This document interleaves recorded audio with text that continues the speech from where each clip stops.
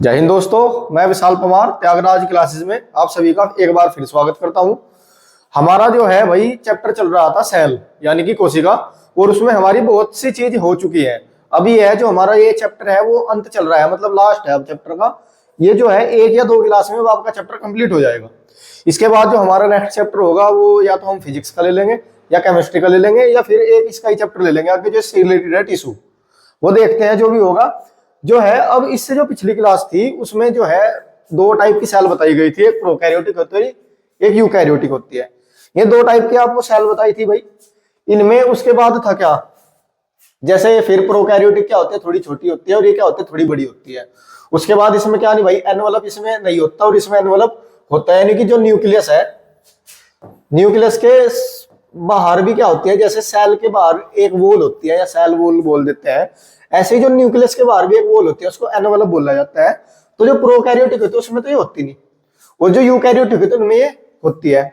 उसके बाद इनमें जो जीव द्रव में होती है सारी चीज, क्योंकि इनमें कुछ अंग जो है सेल के वो नहीं पाए जाते। लेकिन क्या है इसमें, क्या है, माइटोकॉन्ड्रिया के थ्रू, क्योंकि जो O2 ऑक्सीजन लेने का काम है बाहर से, जो ऑक्सीजन आती है उसमें जो एनर्जी बनाने का काम है माइटोकॉन्ड्रिया करता है, लेकिन इसमें ये चीज पाई नहीं जाती। उसके बाद है भाई जो इसमें कुछ चीजें थी जो दोनों में पाई, सेल, फ्लैजिला, डीएनए। उसके बाद है जीव द्रव हो गया, प्रकाश संश्लेषण, cell membrane, cell wall, ribosome. इसमें 70s था और इसमें 80s था। अब हमें थोड़ा आगे पढ़ना है भाई। आज एक चीज और देखनी है आज भाई, जैसे आपने ये सेल है, सेल में एक था न्यूक्लियस,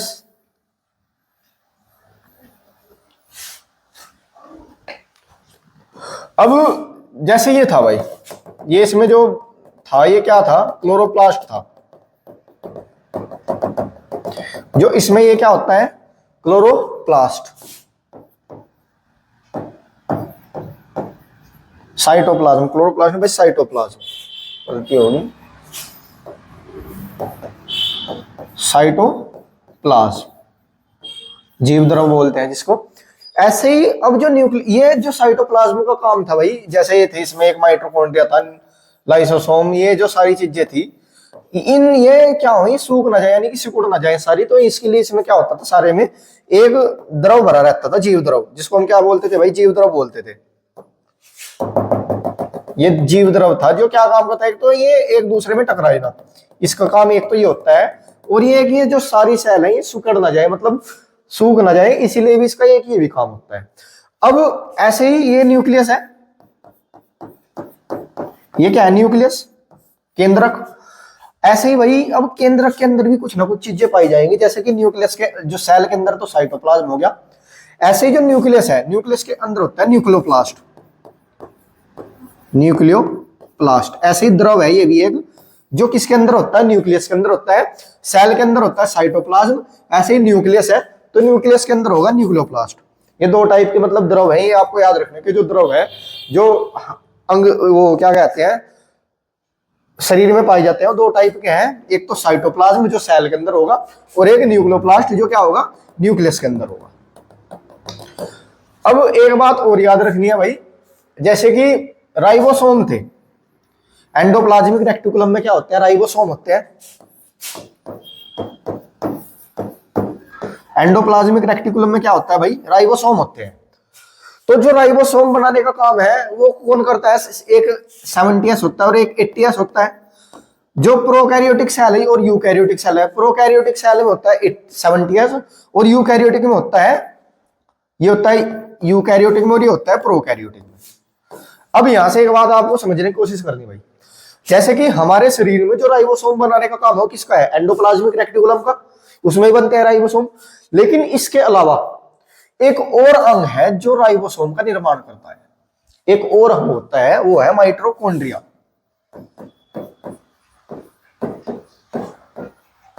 माइटोकॉन्ड्रिया देखो, जो एंडोप्लाज्मिक रेक्टिकुलम है वो प्रोटीन यानी कि 70s और 80s ये बना रहा है राइबोसोम। इसका जो काम है सारे को देना, सबको इसका काम है कि मतलब जिसको जितनी जरूरत है ये राइबोसोम सबको देगा। लेकिन अब एक बात आपको समझने की कोशिश करनी, जो माइटोकॉन्ड्रिया है उससे जो ये राइबोसोम देता है उससे इसका पूरा नहीं पट सकता। मतलब ये बात है कहने की कि इसके लिए पर्याप्त नहीं है जितना ये राइबोसोम देता है कौन, एंडोप्लाज्मिक रेटिकुलम, लेकिन माइटोकॉन्ड्रिया उससे काम नहीं चल सकता। कहने का मतलब ये है कि मान लो आपकी जो भूख है वो 4 रोटी खाने की है, लेकिन ये आपको 4 नहीं दे पा रहा, ये आपको 2 ही दे दी, तो आप क्या करोगे फिर? या तो कुछ और जुगाड़ करोगे या फिर अपने आप बना के खाओगे। ऐसे ही इसका भी यही काम है भाई। जो माइटोकॉन्ड्रिया होता है ना, ये अपने राइबोसोम खुद बनाता है। ये अपने राइबोसोम ये तो देता है सबको, एंडोप्लाज्मिक रेटिकुलम मान लो इसको जरूरत है तो इन सबको देगा, लेकिन और इसको भी देगा इसको भी, लेकिन इससे इसका काम नहीं चल पाता। इसीलिए ये क्या करता है, ये खुद भी राइबोसोम बनाता है। ये खुद भी क्या करता है भाई, राइबोसोम कैसे, जैसे इसमें ऑक्सीजन आती थी उसके बाद क्या चलती थी इसमें, क्रैब साइकिल, उसके बाद क्या क्रैब साइकिल चलती, तो उसमें क्या होता है, ये अपना राइबोसोम खुद बनाने शुरू करता है, जिससे इसका क्या हो जाता है, काम चल जाता है। मान लो 2 यहां से मिल गई, 2 इनने अपने आप बना ली, तो 4 रोटी होगी, 4 किसकी भूख थी, अब ये सही हो गया, क्योंकि इसका जो काम है भाई वो सारा दिन का है। मान लो मानव जितने हम ही है, हम ऑक्सीजन लेना बंद नहीं कर देंगे, और जो भी ऑक्सीजन जाएगी वो किसके पास जाएगी, माइटोकॉन्ड्रिया के पास। तो और इन जैसे मान लो एंडोप्लाज्मिक रेटिकुलम का काम है वो है राइबोसोम का देना, मान लो जब जरूरत होगी वो दे देगा, नहीं जरूरत तो अपना रहेगा। ऐसे ही वैक्यूल्स है, वैक्यूल्स का काम है पानी का देखना, मान लो जब पानी की जरूरत है तब होगा, वरना वो आराम से ऐसे ही गोल्जी बॉडी है, परिवहन करने का काम है, एक चीज को दूसरी जगह ले जाने का, जब चीज होगी तो ले जाएगा, अगर नहीं है तो कोई काम नहीं कर रहा। लेकिन ऑक्सीजन हम हमेशा लेते रहते हैं, ऐसा नहीं हो सकता कि ऑक्सीजन लेना बंद कर देंगे, हमने ऑक्सीजन लेनी बंद कर दी तो हम मतलब खत्म हो जाएंगे भाई। ऐसी माइटोकॉन्ड्रिया जो है वो कभी भी अपना काम रोकता नहीं, इसलिए इसको इनसे थोड़ी ज्यादा चाहिए एनर्जी, इन सबसे थोड़ी ज्यादा एनर्जी चाहिए, इसीलिए क्या होता है ये अपना जो है राइबोसोम वो खुद बनाता है। अब ये बनाते थे 80s, अब ये लेकिन इसमें एक बात याद रखनी, जो माइटोकॉन्ड्रिया खुद अपना राइबोसोम बनाता है वो बनाता है 70s। ये बात आपको याद रखनी, यहां से क्वेश्चन ऐसा पूछा जाता है कि कौन सा ऐसा अंग सेल का, कौन सा ऐसा अंग है जो यूकैरियोटिक होते हुए प्रोकैरियोटिक की तरह काम करता है। प्रोकैरियोटिक में बनता था भाई 70s, कौन से बनता था, प्रोकैरियोटिक में, लेकिन माइटोकॉन्ड्रिया खुद भी 70s, तो मतलब किसकी तरह काम कर रहा है, यूकैरियोटिक सेल की तरह। कौन, माइटो, क्योंकि जो 70s राइबोसोम है वो सिर्फ प्रोकैरियोटिक सेल बनाती थी, लेकिन यूकैरियोटिक सेल में भी एक ऐसा अंग है सेल का जो प्रोकैरियोटिक की तरह काम करता है, वो है माइटोकॉन्ड्रिया। अब इसके अलावा भाई एक और ऐसा ही है, आप सोचने की कोशिश करो कि और कौन हो सकता है जिसका मतलब काम ज्यादा होगा। भाई मान लो लाइसोसोम हो गया, लाइसोसोम का क्या काम था कि जो सेल खराब होगी उसको खत्म करना। अब मान लो जब तक सेल सही है तब तक तो उसका कोई काम नहीं, वो भी नहीं कर सकता। सेंट्रोसोम हो गया, इनका भी अपना अपना काम था, लेकिन एक ऐसा ही है भाई प्लास्टिड।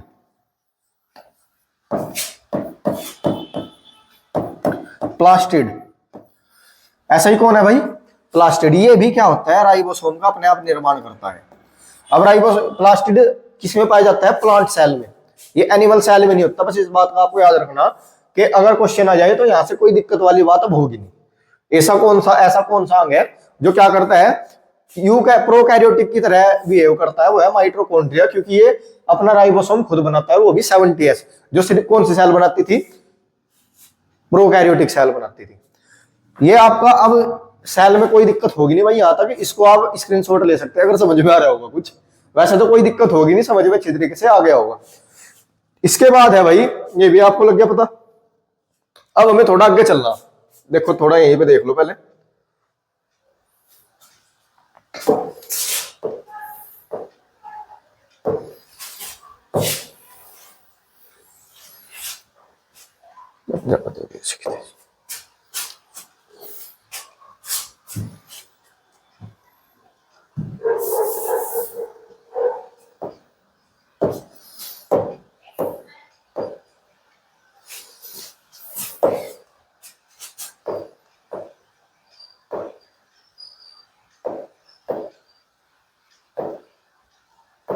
हाँ ये देख लो।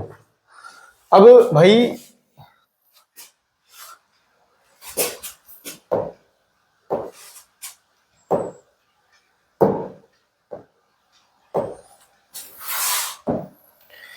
अभी है सेल, ये क्या थी भाई, सेल, और ये क्या था इसका, न्यूक्लियस।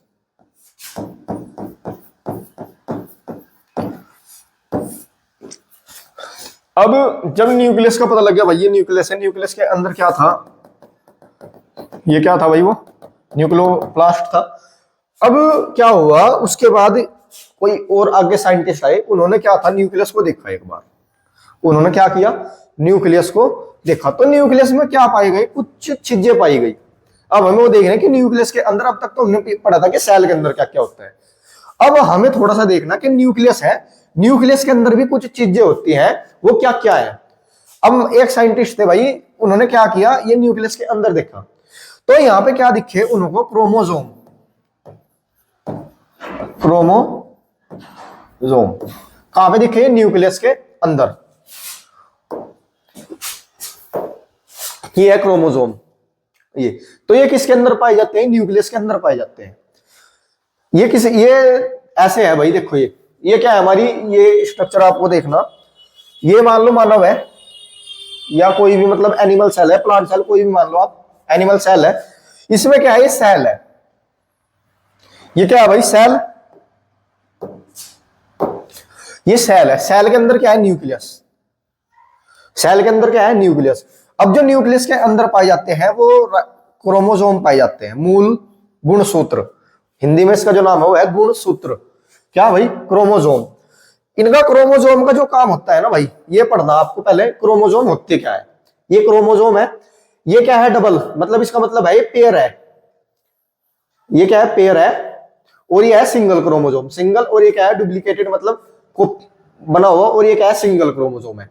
अब क्रोमोजोम होता क्या है, थोड़ा सा आपको ये देखना, यह केंद्रक और न्यूक्लियस के अंदर, मतलब केंद्रक के अंदर पाया जाता है, ये आपको बात पता लग गई होगी कि क्या है, न्यूक्लियस के अंदर पाया जाता है। उसके बाद क्रोमोजोम के अंदर डीएनए, ये हम आगे देखेंगे, क्रोमोजोम के अंदर ही क्या होगा, फिर डीएनए होगा, डीएनए के अंदर जीन है, ये हम आगे देखेंगे कि डीएनए के अंदर ही फिर जैसे भी हम अंदर चलेंगे, और तो डीएनए के अंदर मिलता है जीन। जीन पर माता पिता के गुण पाए जाते हैं, जो क्या है, एक पीढ़ी से दूसरी पीढ़ी में गुण जा रहे, वो इन्हीं जीन्स के थ्रू जा रहे भाई। मान लो क्या होता है, कुछ आदतें होती हैं जो जन्म दर जन्म चलती रहती है, मतलब बर्थ बाय बर्थ, तो ये जीन ही लेके जाता है उनको। उसके बाद है जीन न्यूक्लियोटाइड से बनाता है, जो ये जीन है, ये हम आगे देखेंगे भाई कि जीन जो है न्यूक्लियोटाइड से बना रहता है। जो जीन की खोज थी वो जो हानसे ने की थी, जीन की जो खोज की थी वो जो हानसे ने की थी। अब देखो भाई, जो क्रोमोजोम है, क्रोमोजोम की खोज किसने की थी, वाल्डेयर। क्रोमोजोम की जो खोज की थी वो किसने की थी भाई, वाल्डेयर, एक साइंटिस्ट थे, उन्होंने क्रोमोजोम की खोज की थी। मान लो ये था, तो उन्होंने क्या किया, न्यूक्लियस को देखा और जूम करके देखा, तो उसमें क्या पाया, क्रोमोजोम पाया गया। उसमें क्या पाया गया है भाई, क्रोमोजोम। तो क्रोमोजोम की जो खोज की थी वो किसने की थी, वाल्डेयर ने की थी भाई। ये आपको इतनी बात इसमें याद रखनी कि क्रोमोजोम क्या भाई, न्यूक्लियस के अंदर पाया जाता है। और आप इसको ये भी कह सकते हैं कि जो गुण है जन्म दर जन्म जो चलते आ रहे हैं, वे किसके थ्रू आ रहे हैं, वे इसी क्रोमोजोम से ही, मान लो आप। इतना आपको याद रखना भी, जब हम डीएनए पढ़ लेंगे उसके बाद आपको थोड़ी और अच्छे से समझ में आएगा कि क्या चीजें होती हैं। अब क्या है भाई, ये है ऐसे, जब ये क्या हो गया, क्रोमोजोम हो गया, ये क्या है, क्रोमोजोम। अब जैसे ही क्रोमोजोम के जैसे ही क्रोमोजोम है भाई, ये क्रोमोजोम है। अब जो क्रोमोजोम के जो चेन होती है, इस चेन में होता है डीएनए, ये जो है इस चेन में क्या होता है, डीएनए होता है। जैसे क्रोमोजोम की एक चेन बन जाती है, तो उसमें क्या होता है, डीएनए पाया जाता है इस क्रोमोजोम की चेन में। ये ऐसा होगा जैसे आपको थोड़ा सा,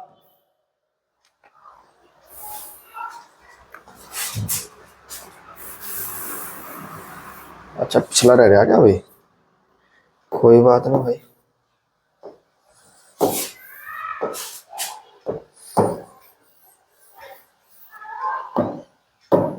बचा बताइए,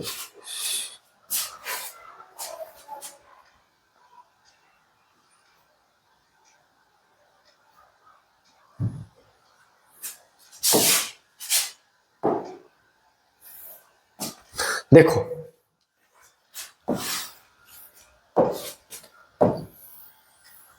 ये क्या है, सेल है, सेल के अंदर होता है न्यूक्लियस, न्यूक्लियस से बना है क्रोमोजोम, मतलब न्यूक्लियस के अंदर ही क्या पाया गया है, क्रोमोजोम। अब क्रोमोजोम में क्या होती है, एक चेन होती है, किसकी, डीएनए की। क्रोमोसोम में क्या होती है भाई, डीएनए की चैन होती है। इसी डीएनए से आते हैं फिर जीन। ये आपको ऐसे ही याद रखना कि इसी में होती है जीन, और जीन से होते हैं न्यूक्लियोटाइड। न्यूक्लियोटाइड, तो ये ऐसी चेन होती है।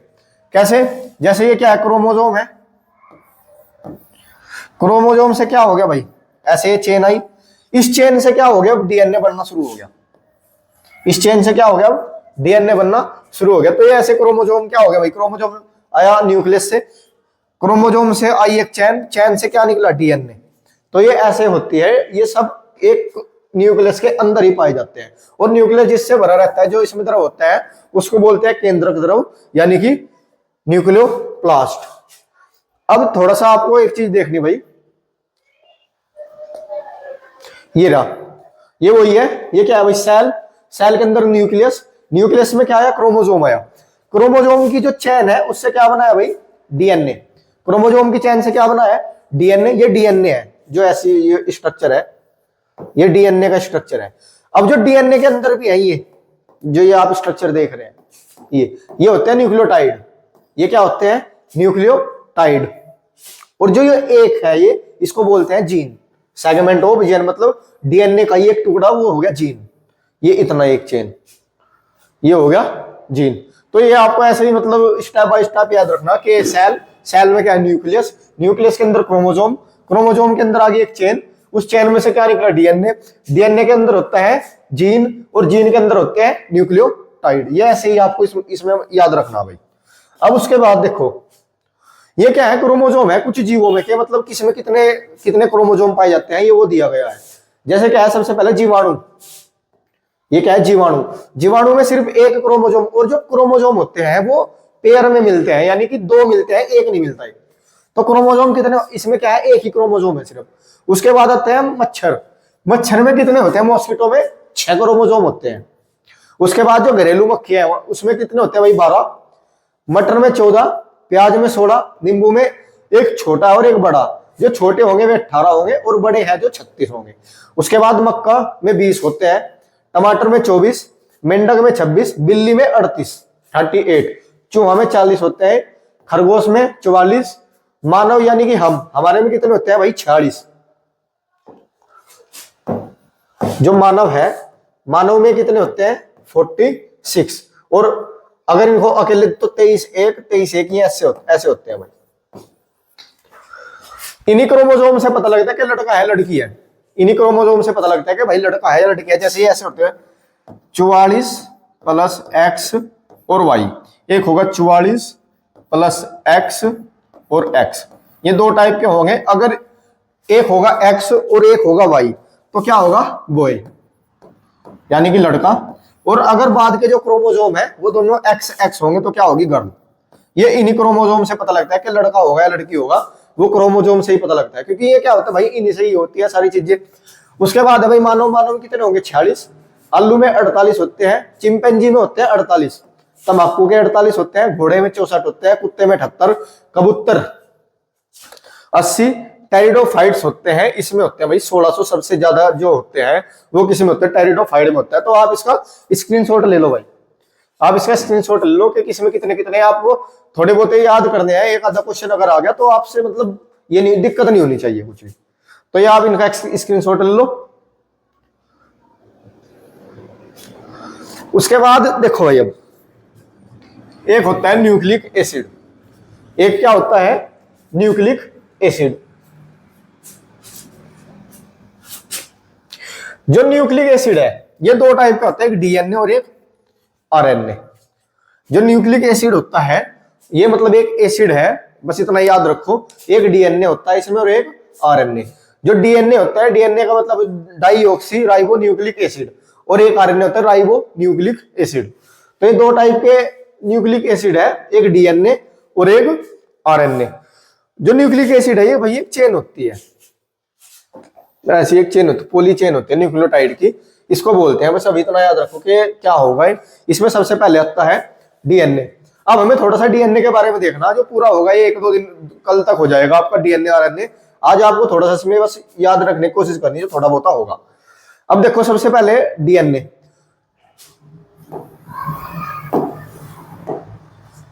यह कोशिका के अंदर केंद्रक माइटोकॉन्ड्रिया तथा क्लोरोप्लास्ट में होता है। अभी मैंने आपको बताया कि भाई ये क्या है, सेल।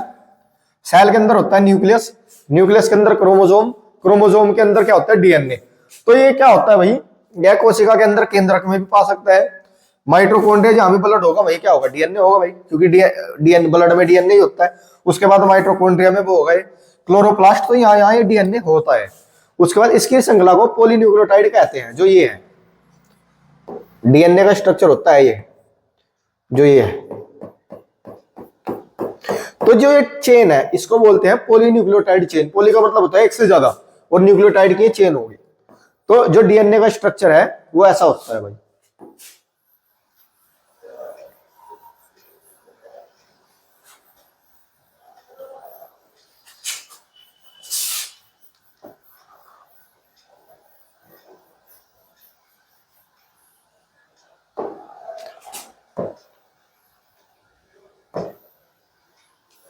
ये और इसमें होते हैं न्यूक्लियोटाइड यानी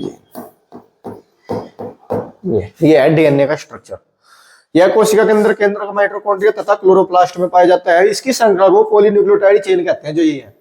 उसके बाद डीएनए का पहला अवलोकन कार्लसबर्ग ने किया था। मतलब सबसे पहले जो देखा था वो किसने देखा था, कार्लस के डीएनए भी कुछ होता है, वो किसने बोल कहा था भाई, कार्लसबर्ग। सबसे पहले डीएनए का जो अवलोकन है वो किसने किया था, कार्लसबर्ग ने किया था। उसके बाद इसमें आगे क्या है भाई, डीएनए को प्रयोगशाला में हरगोविंद खुराना ने देखा। मान लो कि लैबोरेटरी में सबसे पहले जो इस पे मतलब रिसर्च की है या जो इस पर कोई भी रिएक्शन हुआ है वो किसने देखा था, सबसे पहले हरगोविंद खुराना ने। डीएनए की संरचना डबल स्टैंडर्ड होता है। डबल स्टैंडर्ड का मतलब होता है यही दो, ये जो दो पूंछ है ये, और आरएनए होती है एक। तो डीएनए की स्ट्रक्चर डबल स्टैंडर्ड का मतलब यही है कि ये दो है ऐसे।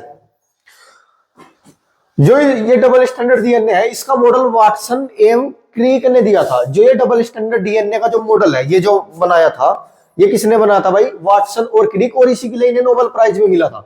इसी के लिए क्या हुआ था भाई, इनको नोबेल प्राइज भी मिला था। किसके लिए, डीएनए के मॉडल को बनाने के लिए भी इनको क्या मिला था, नोबेल प्राइज मिला था। उसके बाद डीएनए न्यूक्लियोटाइड का बहुलक होता है। ये चेन का मतलब है भाई, न्यूक्लियोटाइड की क्या होती है, एक चेन होती है। डीएनए में फास्फोरस तत्व भी पाए जाते हैं। फास्फोरस क्या एक एलिमेंट है जो डीएनए में पाया जाता है। इसमें बस इतना कोई पढ़ने मतलब ये क्या है, याद रखने वाली बातें हैं सारी, ठीक है। उसके बाद है ये मतलब याद रखना है, स्क्रीनशॉट ले लो भाई इसका। क्रोमोसोम ये आपको बता दिया। तो आज की जो हमारी क्लास है भाई ये यहीं तक रहेगी। इसके आगे क्लास हम कल शुरू करेंगे। तो आज की हमारी क्लास यहीं तक ही थी। जय हिंद।